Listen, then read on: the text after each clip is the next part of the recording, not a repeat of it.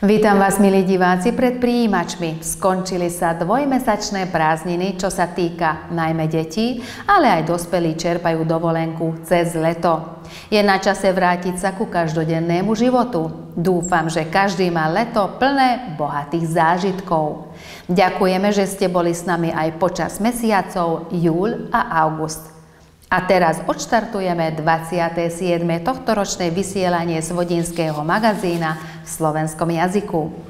Naša prvá téma súvisí s vážnejšou otázkou verejného záujmu, ktorá sa objavuje čoraz častejšie, aké pravidlá platia pre kamery, či už ide o verejné priestranstvo alebo náš vlastný rodinný dom tu na Slovensku. Miestne samosprávy, rovnako ako v našej obci, prevádzkujú kamery v záujme verejnej bezpečnosti. Ich účelom je udržiavať poriadok a predchádzať kriminalite. So záznamami sa nakladá prísne regulovaným spôsobom a môžu sa použiť len na zákonné účely. Súkromné osoby si na druhej strane môžu umiestniť kamery na ochranu vlastného majetku, napríklad v záhrade alebo na dvore. Je dôležité, aby tieto záznamy nezaznamenávali susedové alebo verejné priestory a aby sme zaznamenávali iba udalosti vo vlastnom priestore. Takže, hoci v oboch prípadoch hovoríme o kamerách, právne predpisy a spôsob spracovania údajov sa líšia. Ak chceme chrániť svoj vlastný dom, vždy sa musíme uistiť, že kamera nahráva výlučne náš vlastný pozemok, ako je záhrada, dvor alebo vchod. Aj nahrávanie ulice pred našou bránou sa považuje za verejný priestor a môže byť porušením zákona o ochrane osobných údajov. Nahrávky vždy bezpečne uchovávame v systéme chránenom heslom a uchovávame ich len tak dlho, ako je potrebné.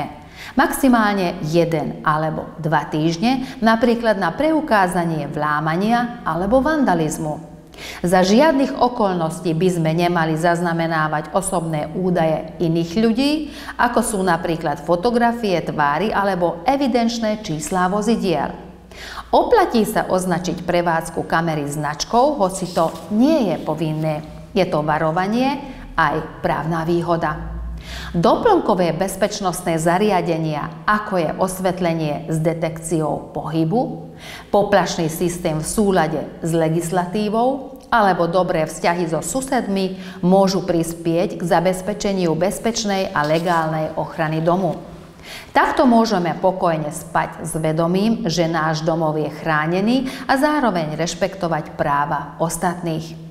Takže v súhrne, podľa slovenských pravidiel ochrany údajov je kamera legálna, ak nahráva iba vo vašom vlastnom pozemku, napríklad na dvore, v záhrade alebo vo vchode.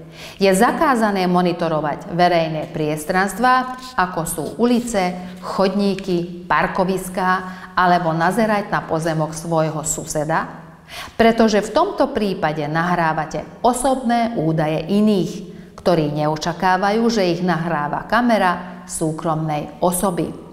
Považuje sa to za porušenie ochrany údajov, pretože neexistuje žiadny právny podklad pre zaznamenávanie, nedá sa zabezpečiť informovanosť dotknutých osôb a sledovanie predstavuje neprimeraný zásah do súkromia ľudí. Ak niekto poruší pravidlá, Úrad na ochranu osobných údajov môže vydať varovanie, nariadiť odstránenie kamery alebo dokonca uložiť pokutu. Ak si niekto nie je istý, či jeho vlastná kamera funguje legálne, oplatí sa vyhľadávať webovú stránku Úradu na ochranu osobných údajov Slovenskej republiky. Chceli by sme upozorniť všetkých obyvateľov, ktorí používajú kamerový systém na ochranu svojho majetku, aby si overili, či skutočne spĺňa vyššie uvedené pravidlá. Ak zistíte akékoľvek nezrovnalosti, prosíme o ich okamžité odstránenie. Tým sa nielen zabezpečí legálna prevádzka kamier, ale predíde sa aj zbytočným konfliktom napríklad medzi susedmi, ostatnými obyvateľmi alebo užívateľmi verejných priestranstiev. Je dôležité, aby sme sa o seba navzájom starali.